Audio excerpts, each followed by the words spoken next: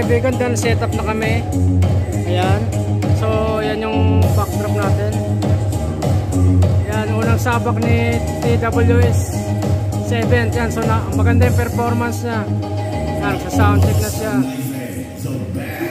Yan, ang ganda ng tunog. Bumabayo.